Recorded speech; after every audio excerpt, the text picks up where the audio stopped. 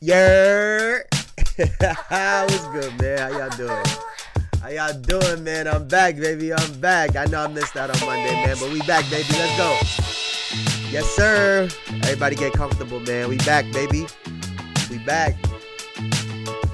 Hey, man, we got some shit to talk about today, bro. We got some shit to talk about today. Yes, sir. How's everybody doing, man? How's everybody doing? Man.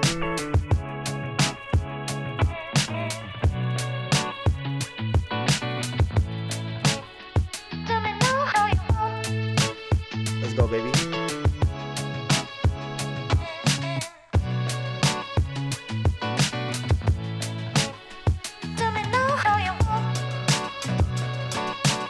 Okay. Yes, sir. Yup. Alright, man, we're gonna get started in just 1 second. Let everybody come in, let everybody get comfortable. Yes, sir.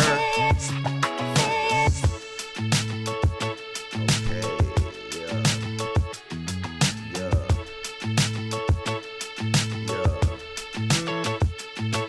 Here it is, boom. Alright. Let's get into it, man. Let's get into it. Let's start this motherfucking intro. Let's get into it, baby. Yes, sir. Oh, man, I love this part of the song. It's the best part. It's the best part. We got some games to talk about, man. Not that many games last night, but we got some storylines to talk about, man. Let's go.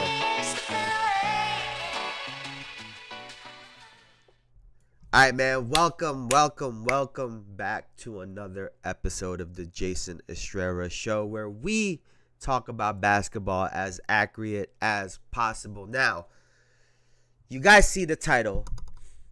You guys see the picture. Defense wins championships with a question mark and a photo of the Golden State Warriors. Big three, right? Steph Curry, Jimmy Butler, and of course Draymond Green, who's a huge topic of conversation right now with the game last night against Milwaukee, and more importantly, a game against Giannis, right, where he was able to showcase himself as a defensive player. We'll be talking about that. We'll be talking all about that too. So, yeah, man. But first and foremost, what's good, Elijah? What's good, Elijah? Obama, Will Smith, make it, take it, game 11, 1s and 2s, win by 2. Bro, who? Somebody take this man's phone. But listen, man, I know I missed out on Monday. The fucking allergies fucking took me by storm. I swear I thought I was about to get sick. I don't know if this ever happened to y'all, but at least over here, sometime, yeah, allergies could get so bad, dog. Like, it feels like you're about to have the flu. Like, it like, no bullshit, feels like you're about to have the flu. But cleared right through. We back. We back. Now, we're not gonna start with the Golden State Warriors because that's a long conversation. That's a long. I got OBZ, bro.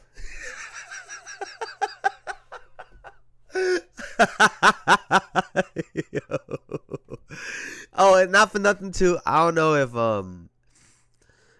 y'all think I'm about to talk about college basketball. I'm gonna keep it all the way a buck with you guys. I have never watched college basketball like that. I just it's just too much. It's just a lot going on. But I'll probably tune into some games. But what is it? Did North Carolina beat the fucking brakes off of what's it called yesterday? Last time I saw the score going to the second half, it was like 50-30. I was like, forget about it. But we don't be talking about the professionals, you know what I'm saying? You know, unfortunately, most of those kids don't even make it to the pros, which is impressive in itself. Honestly, that's impressive in itself. Like, it just goes to show you how good NBA players are. Yeah, I've never gotten into it. There was I just saw a video before I came on of, you know, Dorian Finney-Smith and Luka shooting, right? Spot shooting, winner takes the spots. And, Dorian Finney-Smith is talking his shit, right? He's over there shooting against Luka, who's one of the best players in the world. And then when it got to the corner, he's like, yeah, you in my territory. And I think it just goes to show how good basketball players are. Like NBA players. These role players that some people, don't pay any mind to. Right? There's people people in the comments, oh, once the game actually go on, he don't shoot like that. And to an extent, that is true for some people. Right? Some guys are practice guys versus in-game guys. Some people are in-game guys and they're not practice players. There's a lot of different things, but that 10th man on the bench will beat any of our asses with one hand tied behind their back on any given day. Like, we gotta put some respect. That was long. That was really, really long. Pause. But what was I saying? It changed my life, right? It was a Shai Gilgeous-Alexander post, and it was the caption said something like, "This is the player all these old heads were looking for," or whatever the case might be, right? And then in the comment, it changed my life, completely changed my life. It said, NBA fans don't like basketball. And I was like, oh shit. Because when you see the conversation about basketball, right, about the NBA, typically it's negative. Typically, I think, and this is probably funny coming from me, but I think a lot of people care more about their opinions than the actual game itself. People don't, or do everything so they don't appreciate what's going on in front of them, whether it's because they're hating on it, whether if they're older and it's nostalgia, but it's just a really negative fan base. And, seeing that comment, right, and really someone put it in such a simple term, because I think I've spoken about this, right, on a number of occasions on this platform about how these fans just don't like anything, right? Like you can hate on somebody. Like I think that's the part, right? We all have a player or a person that we just don't like for whatever reason or whatever the case might be, right? But some people really take it a step further and they really hate on everything and they just never highlight anything good. And I think that's what this fan base is kind of turning into.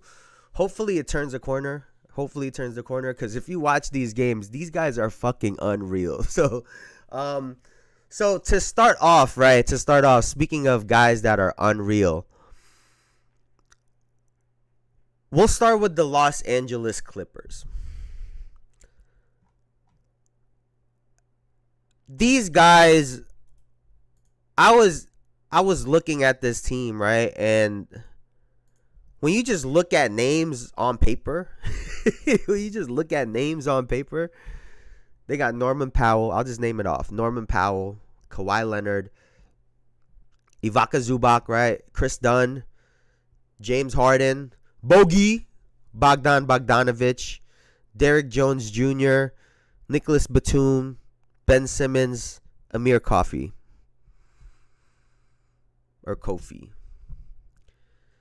I mean, these guys got a lot of talent. I know they had talent last year, right? Russell Westbrook, Paul George, right? Like they had talent. But they still do. And I'm not saying that they're a good team, right? Right? Because their record is their record for a reason. But names on paper, star value, takeover potential, they have all of those ingredients to potentially play spoiler in the playoffs. And the playoffs is a very different game, right? The the game that we are seeing today is not necessarily what the game is going to look like once the playoffs start. What do we always say, right? It slows down, it becomes more physical, becomes more defense, half court, right? And so when it comes to the Los Angeles Clippers, no, I'm not saying they're winning a championship. And this might be the theme that we have throughout this episode as well too. But if you're a top seed in either conference, you don't want to go 7 games in the first round. I mean, that's the last thing that you want to do, is to go 7 games in the first round. And granted, it's a big if, but if James Harden has a fucking series, Kawhi has a series, Norman Powell's been unreal this year, Bogey shoots lights out for a couple games. I mean, the potential is just there. And maybe has it always been like this? Am I tripping? But I feel like this year in particular, being a number 1 seed, it's not doing you any good for real. Like, you're supposed to get the bottom, right? Like, if you're in a 1-on-1 tournament, you're supposed to get like a fucking, I'm trying to think of somebody that like would be really easy, but like, you're supposed to get you're supposed to get the Washington Wizards, right? You're supposed to get the Charlotte Hornets. But instead, you could end up against the Clippers with all of these guys that I just named. And if Kawhi looked great. Number 1 seed, first to the fade. I mean, you're not wrong. Like, if Kawhi was unreal, I was giving Zubac shit like 2 weeks ago. They are now positive when he has a 20+ point game. Like, you know, like when they say the competition is different through different eras, this shit is unreal right now, right? So all like what we just like, there is so much talent in the league. There is so much talent in the league, top to bottom. Kevin Durant, Devin Booker, and Bradley Beal ain't even in the playoffs right now. Like, so much talent. And I think that's going to be the Clippers. And, you know, we'll talk about the Orlando Magic in a second, who we've talked about a lot. But for the Cavaliers,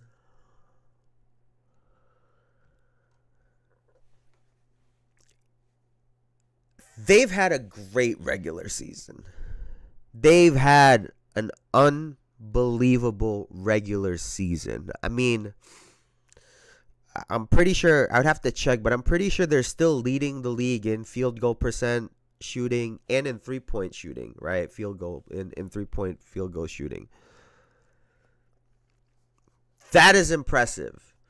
And on top of that, they have a good defense also. But they obviously kind of rely on their scoring, their scoring revolves around their 2 guards. And I've said this for a long time, right? Where is oh, here it is. His height is right here. You're talking about a backcourt that stands at 6'3" and 6'1". That might even be generous for these guys.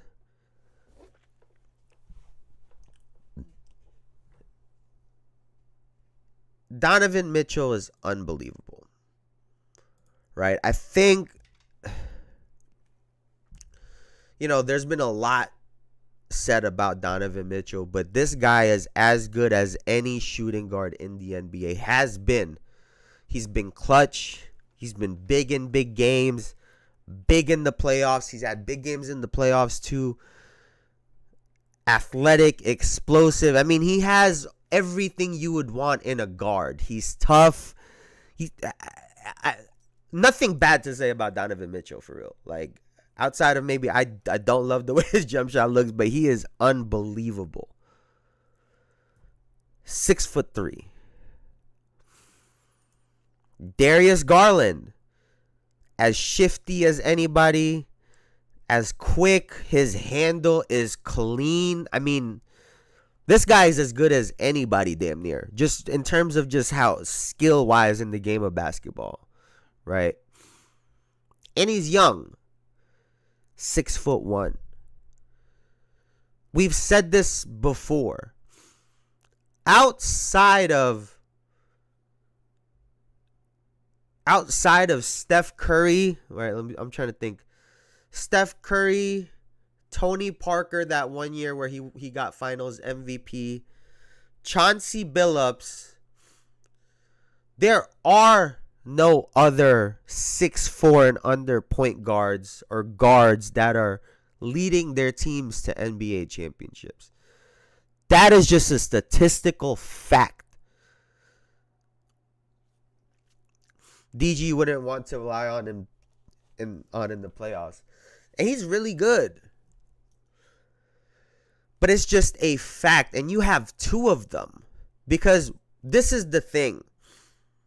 Donovan Mitchell and Darius Garland, off points alone, are going to have to give you 50. I think we've said this before. They're going to have to give you 25 each minimum every game. Minimum. And we've seen Darius Garland, for how good he is, at times look like Tyrese Halliburton in the playoffs. 12 points, 6-7 shots. Like, I would rather you shoot 3 for 25 at that point. Me personally. But the non-aggression could be a problem. DG handles so nice he can double dribble and rest won't call it because it's so clean. I'm not even trying to be funny. You got to be mad nice for that. I was watching back highlights from that close game 5 that they had in the playoffs against the Orlando Magic. He had this one. It definitely looked like a carry. It definitely looked like a carry. But he caught the ball. And, like, instead of taking the dribble, he hung it, took, like, a step, and, like, did a hezzy tween. It was insane. He did it all in, like, one motion, got to the rim. Instead of laying it up right, he went left. It was insane. It was, like, it was so smooth. It was so clean. He might be the smoothest player. I'm trying to think of, like, who else looks so smooth. I'll give an example. Like Kyrie, I think some people might say like someone like a Kyrie Irving. But when Kyrie makes moves, like it looks like he's making a hard move. Like Garland never looks like he's making a hard move. Like, he looked effortless and he looked like water when he played. But to expect 25 out of him a game in the playoffs next to Donovan Mitchell, who we know we can get that from. That's where things get a little bit tricky, right? That's where things get a little bit tricky. Oh, Lou Will was also smooth. Yeah, he was also hella smooth. Like, it never looked like he making a hard-ass move. Like, yeah, these guys are just, I would hate. Yeah, yeah. No, that's facts. But I think it could bite Cleveland in the ass because now if you could contain Donovan Mitchell or Garland, you're looking for Max Strus to go and get you a bunch of buckets in the playoffs, Evan Mobley to step up even more than he's already stepped up, Ty Jerome. I mean, who is going to be that other person to be able to really, you know what I'm saying? And so that's where it gets really difficult for Cleveland. And they're just, you know, obviously, yes, the game against the Clippers, that's not the be-all, end-all. Excuse me. But it is a potential sign of problems that they could have. And I had to look this up, right? Because I was wondering how many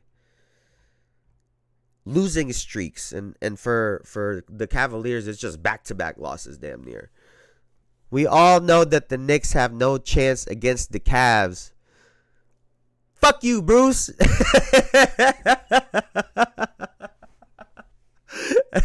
Mobley has to play out his mind, which is tough to ask.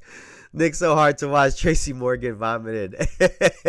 Dog. It was good, Bruce. It was good, man. I love the intros. But always cutting ass on my Knicks, man. Like, we gotta nitpick when it comes to Cleveland for their season, right? I was trying to figure out how many back-to-back losses they've had. They've had 3 losing streaks in the entire season. The past 2 games, right? The Clippers and the Magic. A 3-game losing streak in January against the Rockets, the 76ers, and then the Rockets again. And then the only other losing streak that they had was back-to-back games against the Atlanta Hawks. So they haven't done a whole lot of losing the entire year, right? Like we said, the playoffs is a totally different beast. And if I'm Cleveland and I draw the Orlando Magic again, which we already saw last year, I'm going to be tight. Listen, I get that Orlando is still not expected to do anything special, which is great. They don't have Jalen Suggs for the rest of the year. There's no Mo Wagner, right? So it's still a tough ask to expect them to beat Cleveland, who they almost beat last year. And I get almost don't win you nothing, but outside of that Mobley block, if Franz Wagner would have given the ball to Paolo, then they probably win that game. They probably win that game in 6, if we're being honest. And so, if you're Cleveland, like I said earlier, the last thing that you want in a first game series would be for the series to go 7 games. Especially if the way it shakes out right now, you potentially play the Milwaukee Bucks in the second round. Now, we'll get into the Milwaukee Bucks in just a second because they obviously had a big loss last night against the Warriors without Steph Curry. But we're talking about, again, a more half-court game, a more physical game. I saw Paolo Banchero last night move Donovan Mitchell with a slight shoulder. Like, this is no funny. He looked like a kid. Like, the way he got moved back and he was reaching for him, it looked like a kid. That has looked like a kid trying to reach. And shot a little midi. Orlando has size. I mean, honestly, the Clippers, that was the big difference the other night too. They had size. Orlando got size. And for what it's worth in this regular season, when they have played, their 2 best players are 25 a game. Bruh, peep this. What am I peeping? What am I peeping?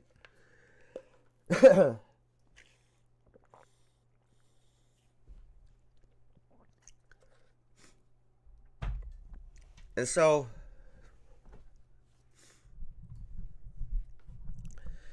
I just think it's a real tough draw for Cleveland, man. I think it's a real tough draw for Cleveland. The last 2 teams that they lost to could potentially really play spoiler in the playoffs. And like I said, they don't even have to win, right? Like, they don't have to win I've been poor. I've been rich. I've been fat. I've been skinny. The Clippers have always sucked.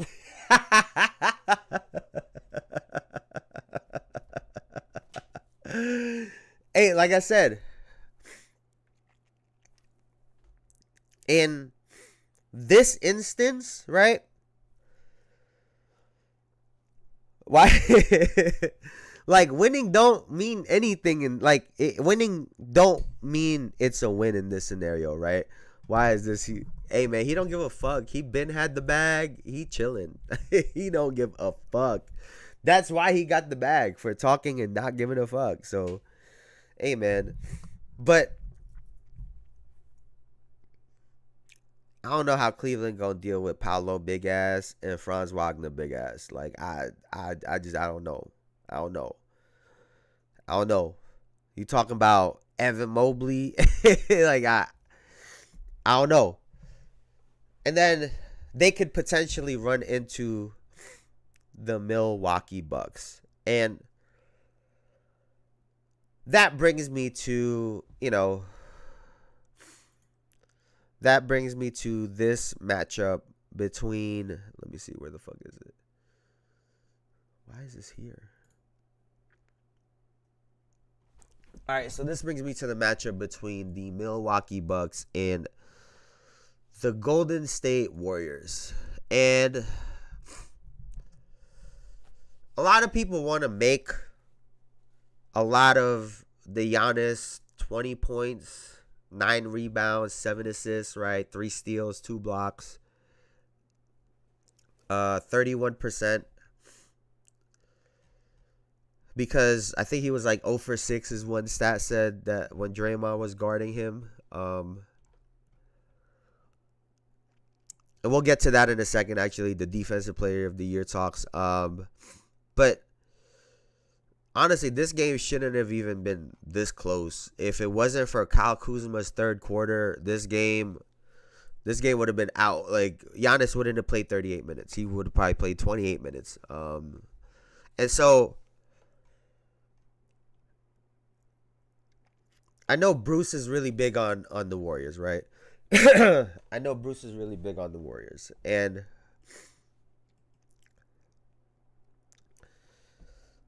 I haven't seen a lot of Jimmy playing like this with Steph Curry. I get that he is filling the gaps. He's letting everybody do their thing, right? He's trying to be a part of the guys, the part of the group. But again, he's going to have to give you 23 to 25 a game in the playoffs, along with Steph's 27 to 30. Like, it just is what it is. And so, in order to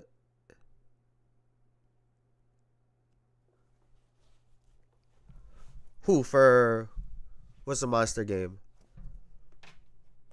Wait, for monster game for who? For Jimmy? The almost triple-double? Oh, no, it was a really good game. It was a really good game. But what I'm saying is, you can't all of a sudden be this aggressive once the playoffs start. Because in a team setting, right, everyone has to know what that looks like. Everyone needs to know what it looks like when Steph is getting his 25 plus and Jimmy's getting his 25 plus. So the players know how to adjust and how to react to it. You can't just keep it in your pocket and then all of a sudden the playoffs come, you're like, give me the ball. I'd be like, motherfucker, get out of here. And so the points gotta come from somewhere. I get that, Quentin Post Malone, whatever you want to call him, he's been real solid. I'm not gonna lie, he's been really, really solid. Pozinski has been really, really solid this year too. And so is Buddy Hield.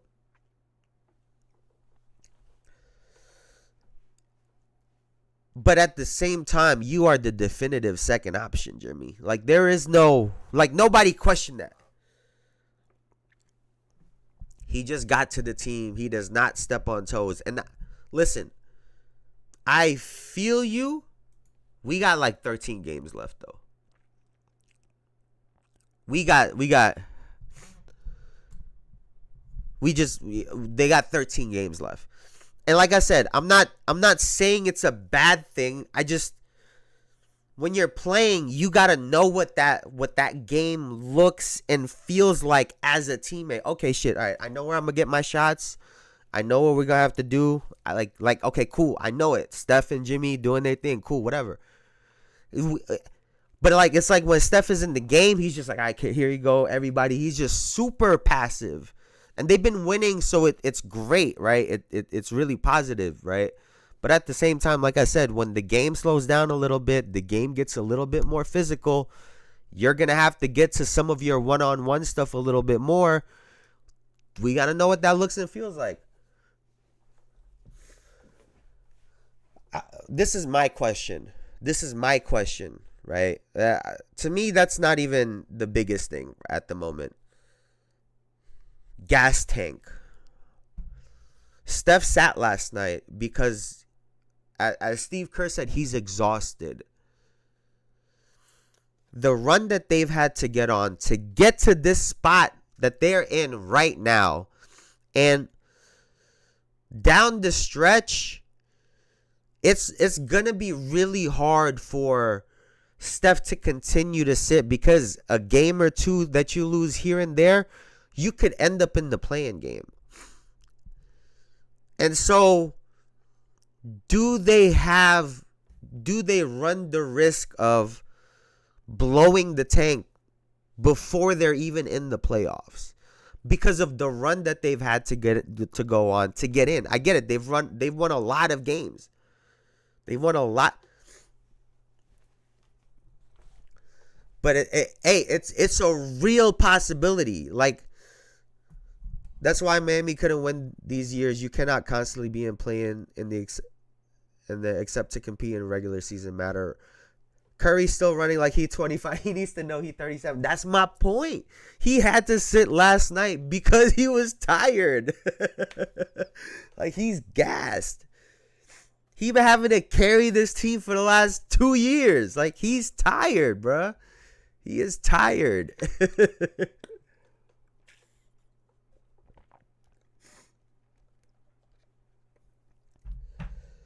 So they look great. They look great, right? They look great, and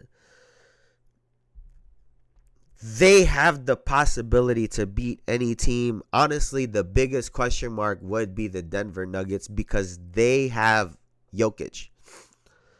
And you see like Draymond's game last night, right?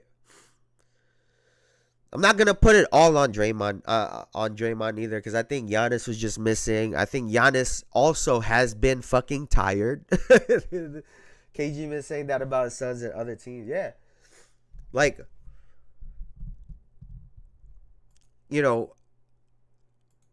outside, honestly, this would be the best case scenario for.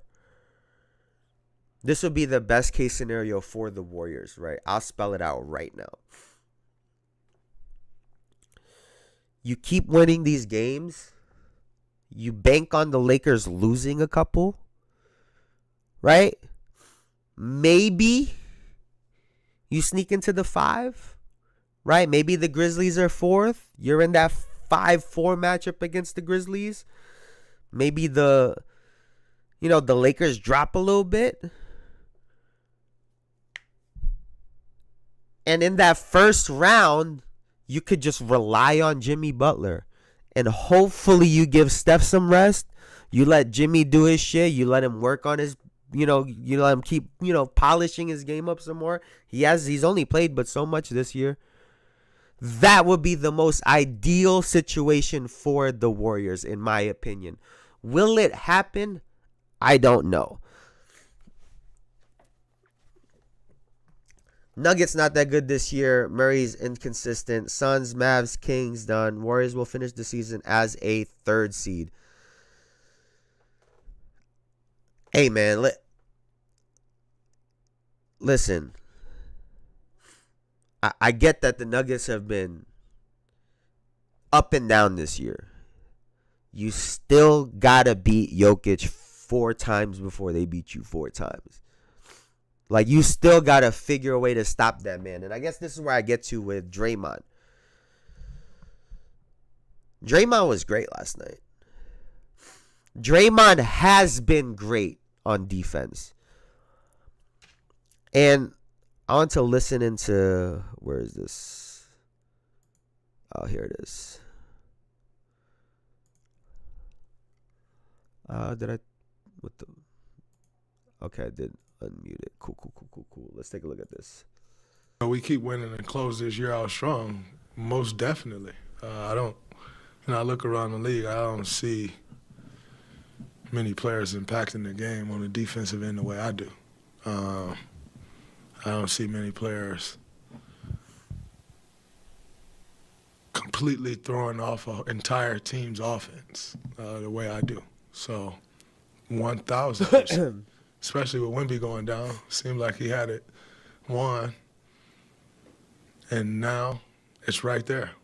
So 1,000,000% I have a case, and I'll continue to build that case for these next 13 games. But tonight, I think, was a prime example of that.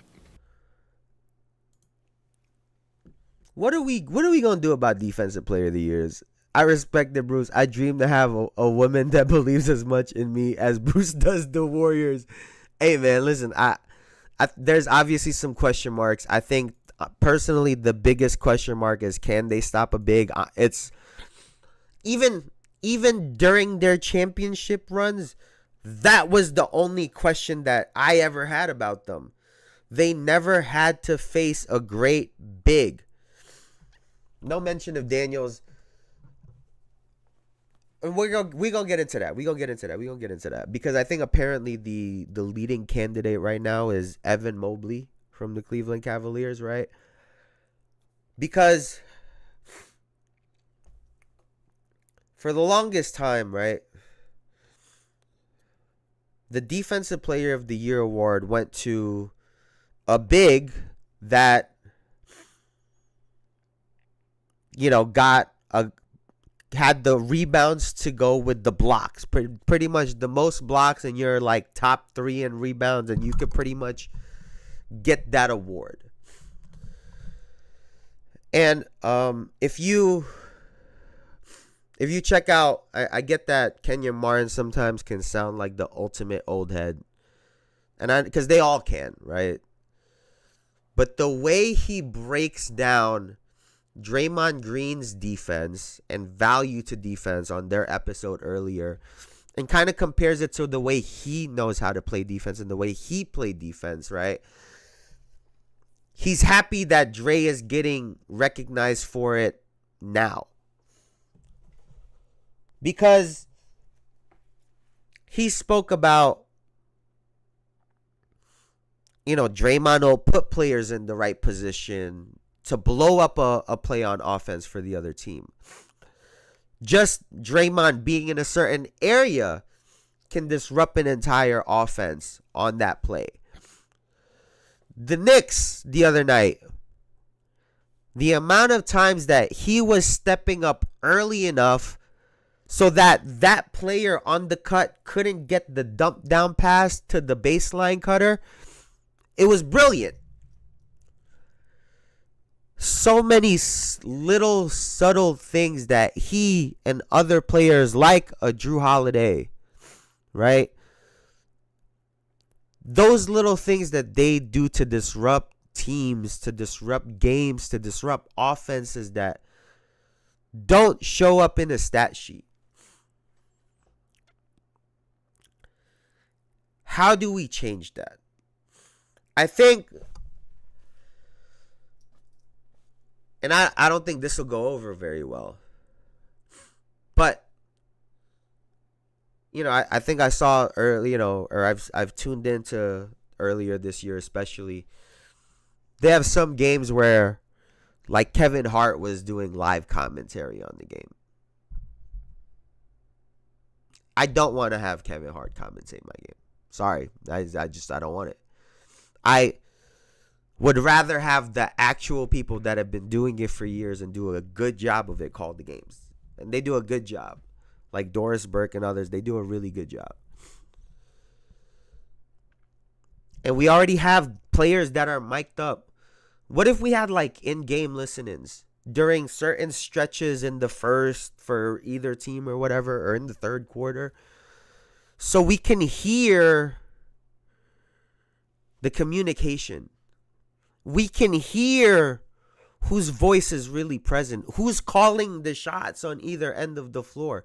It'll give us greater insight, damn near, than any commentary could give us. Granted, it'll be great for the shit talk when somebody say fuck out of here on a shot. Nah, da-da-da, whatever the case may be. But a player like Draymond would really, what he does game in and game out would be really highlighted from something like this.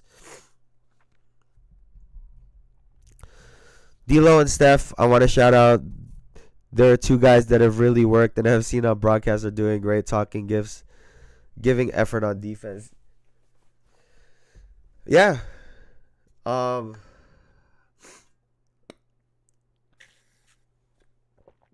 think Steph has always been severely underrated in that sense, right? But like Draymond, like, if you're a great one-on-one defender, like a Draymond Green, like a Drew Holiday, like a Tony Allen when I was watching growing up, right? Like players like that, they don't run isolations on you. They try to take away your ability to get steals and blocks if you're great at that. And then you have certain guys in certain systems, like the San Antonio Spurs used to funnel players to Tim Duncan. Kevin Garnett, funnel your player to Kevin Garnett. But a player like Draymond, who is quite literally all over the floor,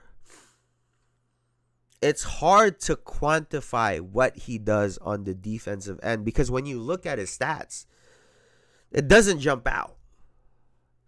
It doesn't jump out.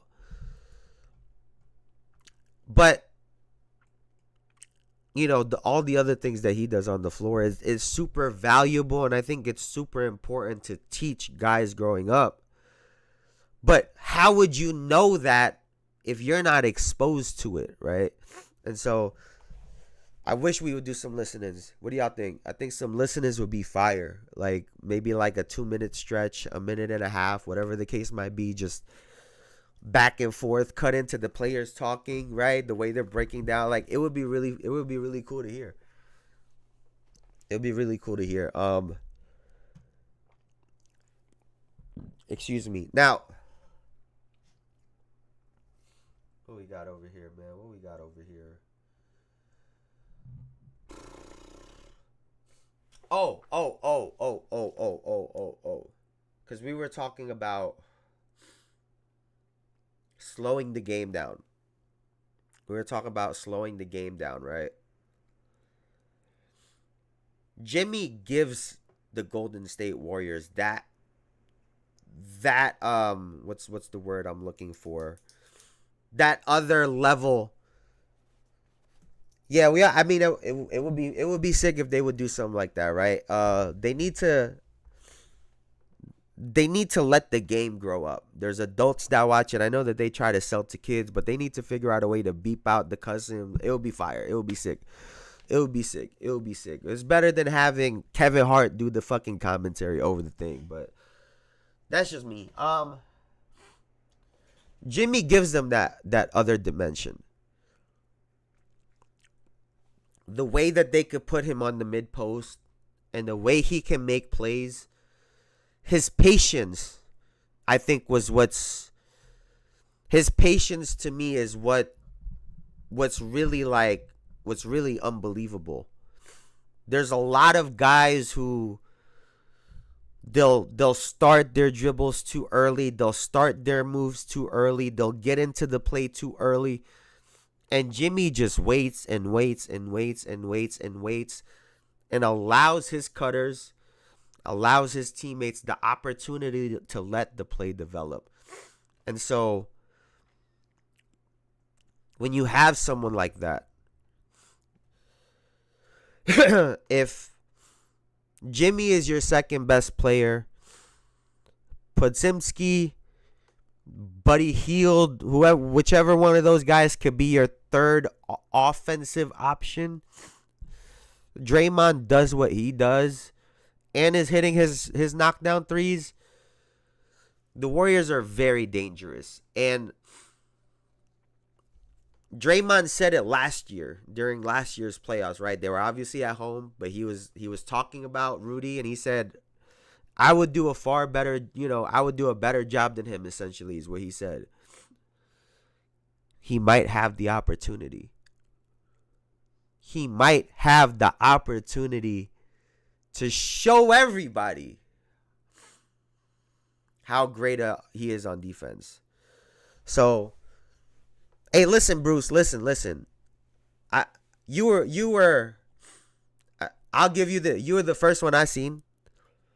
Cause I'm skeptical, right? Cause I got questions about the game that I gotta see, and we're seeing it now. My question is, are they gonna have enough gas in the tank, and can they beat Jokic? Those are my only two. I think anyone else they could beat. Anyone else in the playoffs, I can easily see them, not easily, but I could see them winning against anybody. The only question mark I have is the Nuggets. And if they can get through them in the first,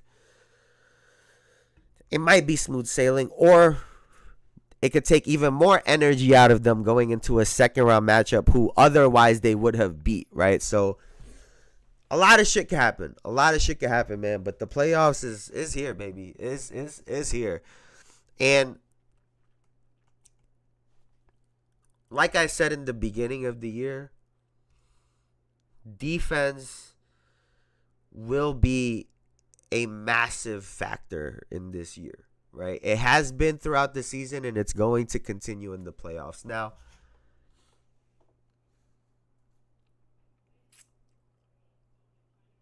I gotta wait, hold on.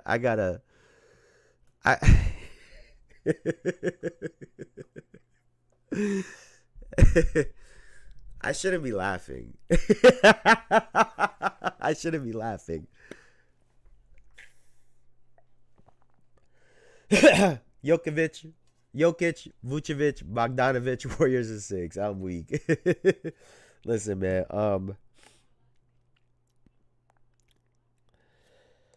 Paul George is shutting it down for the year.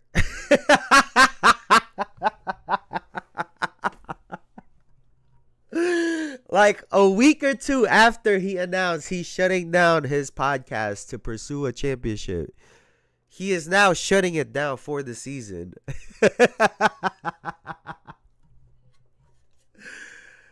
Oh, man. Like, why is this guy so funny? Why is he so funny? Like, he looks stupid now. Like, he looked really dumb. Like, because listen, we said it before, right? He should have just stood on business. I'm podcasting. It's not taking away from anything. The podcasting didn't get Joel Embiid injured, didn't get him injured, so it got nothing to do with it. He should have just kept doing it. Now he's in a position where if he starts it back up, he looks really weak still.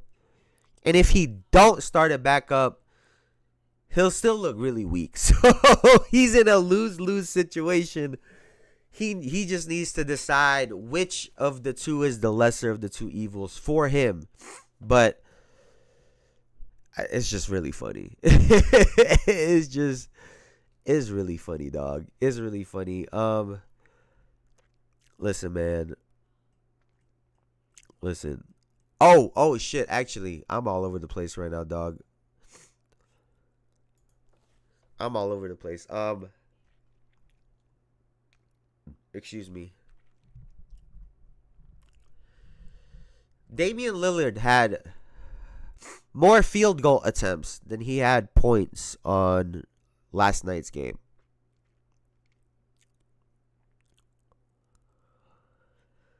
It's just not gonna get it done, dog. I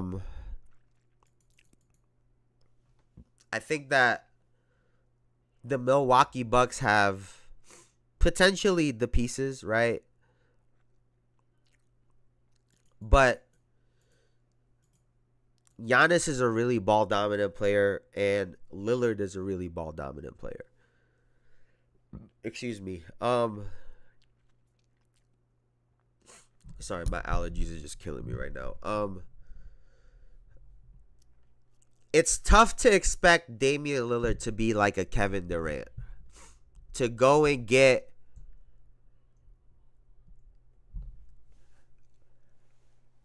it's tough to expect someone that's 6'3", 6'4" to be able to go and get 28 points on 12, 13 shots, game in and game out, the way Kevin Durant was doing for the Warriors. Damian Lillard was never that type of player, and at 6'3", 6'4", it's really hard to do that. At 7 feet tall with Kevin Durant's skill set, I'm not saying to get 28, 30 on 12, 13 shots is easy, but in Kevin Durant's frame, it's easier. And so,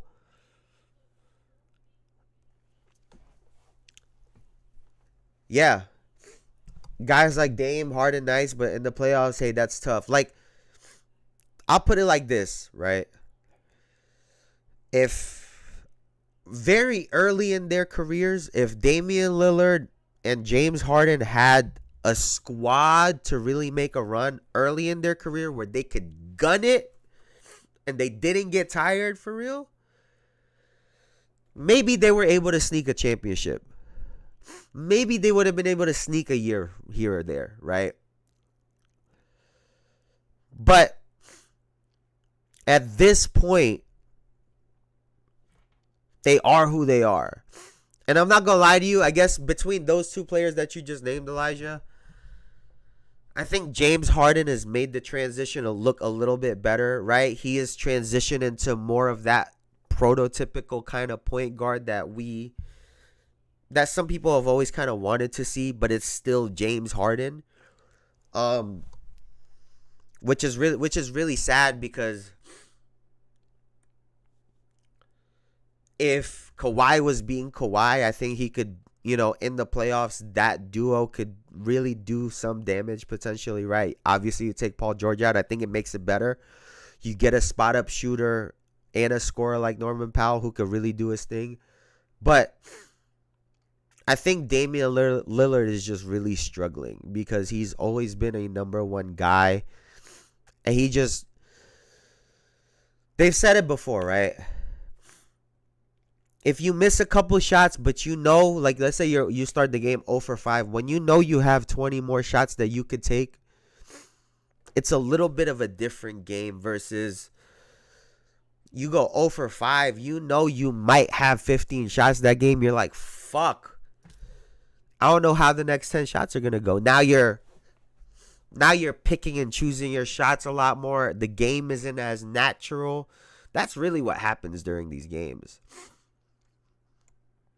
And you get a player like a Damian Lillard who's a natural scorer, a natural bucket, who starts overthinking certain shit. You get a lot more 6 of 18s, 2 of 9s shooting from the field in the 3-point line. Those become more frequent. And it's not even necessarily his or Giannis's fault. Like, it's not his fault that Giannis is a ball-dominant player. It's not Giannis's fault that he's an MVP. I mean, Giannis deserves the bat. I mean, he is the matchup nightmare for anyone. And so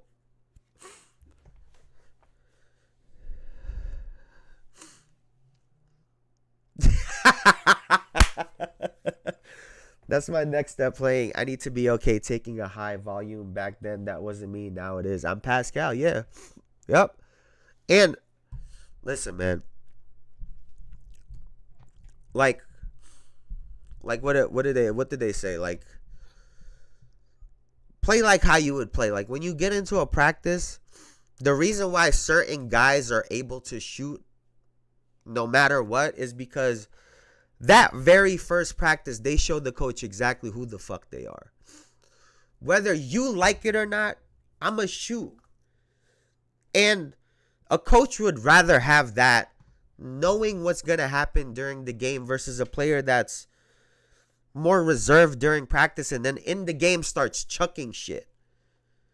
Because now you've added in an unknown variable to a coach who pictured this game going a certain way.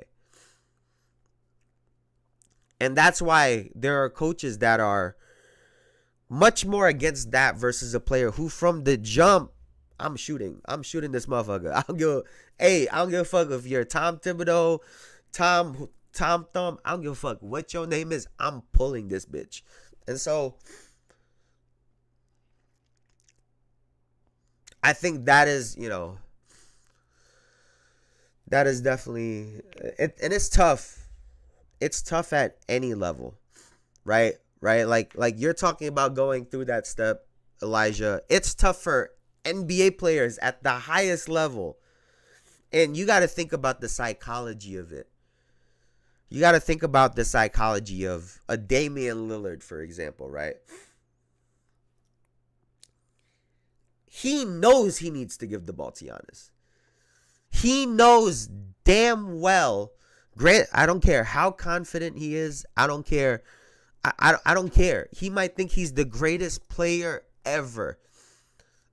I know that when he analyzes this game, he knows Giannis needs to be getting the ball, the touches, and the looks. It's probably really frustrating for him to translate that on the court. Knowing it and then not naturally wanting to do it. And having to have that mental battle game in and game out. And that happens to a lot of players. That happens to a lot of players when they first get in the league. We've talked about it before. Everyone is a superstar where they come from. Everyone is the best where they come from until you get in the NBA. And you got to think someone like a Damian Lillard, top 75, one of the greatest scorers ever, scored 70, bucket in the playoffs year in and year out, battling for Portland. Now he got to come in and you can take 15, maybe 18 shots. It's those 7-shot difference between 18 and 25, those are worlds apart. Worlds apart. And something that we've talked about before, right? Like, there are some people that'll look at a bench player, be like, oh, this bench player getting 14 a game in 24 minutes or whatever it is, 22 minutes. Oh, if he gets in full starter minutes, he drop in 28. Like, it don't work like that. It's not that simple. In theory, it's nice, but when you actually put it into action, it don't just work like that. And so, I think this is a prime example of that, right? When I first saw this pairing, I was like, oh shit. You get a Damian Lillard who's one of the greatest scorers that we've seen, a great shooter. Pair him with a driving, slashing, athletic, big, and Giannis. I'm like, oh shit, this is a match made in heaven. Until you actually see it, and you see that both of them want to have the ball and call a high pick and roll at the same spot.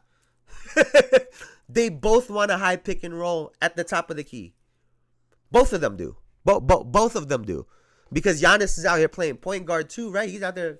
Come on, little guy. Yeah, Dame trying to do the same shit. And you watch the game. Oh shit. Giannis is in the mid post. When Dame pump fakes and goes, or when he breaks down his player, if it's not a three, where is he gonna go? Pull up from the mid post right there where Giannis is standing at. And so when you see it actually play out, it could sometimes look totally different. And I think that's what's happening with the Milwaukee Bucks. Another thing with them too is they play really, really slow. It might benefit them in the playoffs when the game slows down, but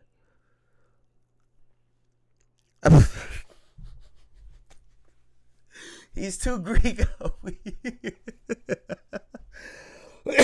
He's too Greek is fucking crazy, bro. That is sick. But what do you think about this part too?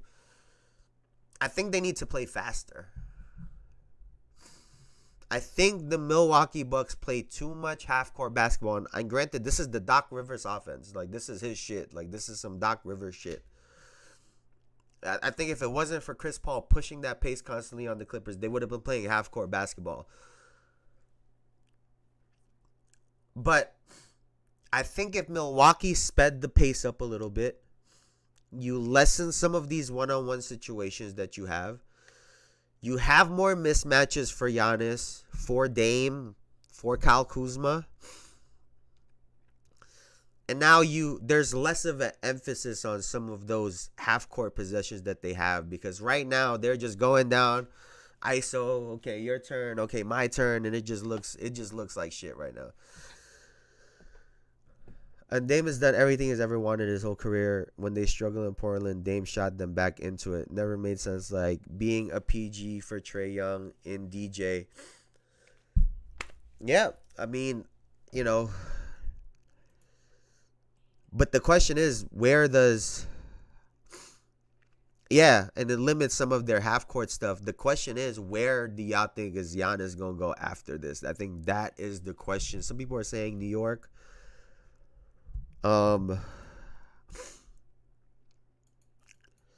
I've heard Houston. How old is Giannis right now?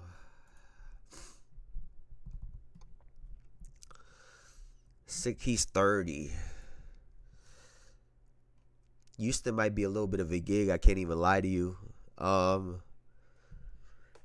Excuse me. They play fast. He can have the ball as the point guard. Fred can come off the ball perfectly fine.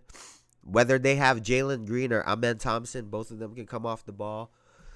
Houston might be a move, low-key. Low-key, that might be a move for Giannis. But I don't know, man. If he's going to go somewhere where he's not the ball-dominant player, I think it'll be tough. Because he needs to have the ball. And that's just, you know, it's how it is to play with these star players, man. Right? That's what a lot of these role guys talk about. But even in New York, you're going to take the ball out of Brunson's hands? I don't know. It's a tough call. But, hey, man, that's going to do it for me for now, man. My fucking allergies are killing me, dog. Ugh, my allergies are cooked right now. Let me see. They said rumors. Who are you talking about? Who's not the same player? Giannis?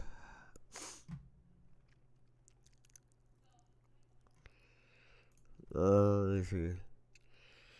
Almost done at 30 is crazy.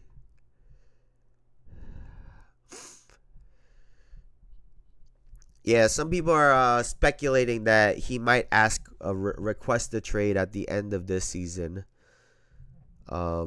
Before they leave it in his hands, because his 2027 2028 will be a player option for him, so he'll probably be looking for an extension by the end of 25-26, going into 26-27 is probably what the timeline is looking like. So let me see. Or is this... Wait, this is saying... Oh, his upcoming extension. Never mind. His current one. No, he's a player option in 25-26, unrestricted free agent 26-27. Honestly, that would be the other ideal destination for him at this point, if you're honest, because you have a non-ball dominant point guard in Steph and in Jimmy and in Draymond. So you add all of those things together, you will have a heavily defensive team with two guys that could draw the other team's defense and the greatest shooter that we have ever seen touch planet Earth. So it would be scary. It would be fucking scary, but those if I were Giannis, I would be seriously monitoring both the Warriors and the Rockets, because Fred can come off the ball no problem, be a spot up shooter, the ultimate veteran to just be there and help these guys along. Plus, they're young enough so where, hopefully he could kind of put them into championship contention, and they have the energy and whatnot. But I don't know, man. We'll see. I can't breathe right now. That's going to do it for me for now. I appreciate y'all so much, as always, for hanging out with me, man. Y'all are the fucking GOATs. We back, and I will be back here on Friday. But thank you so much, Elijah. Thank you so much, Bruce. I appreciate y'all. Please like, comment, and subscribe. All that good stuff before I get up out of here, man. But that's going to do it. Thank you so much. Y'all could have been anywhere on the internet, but y'all were here with me, and I appreciate y'all for that. Thank you so much, man. I'll see y'all later. You have a good one. Peace.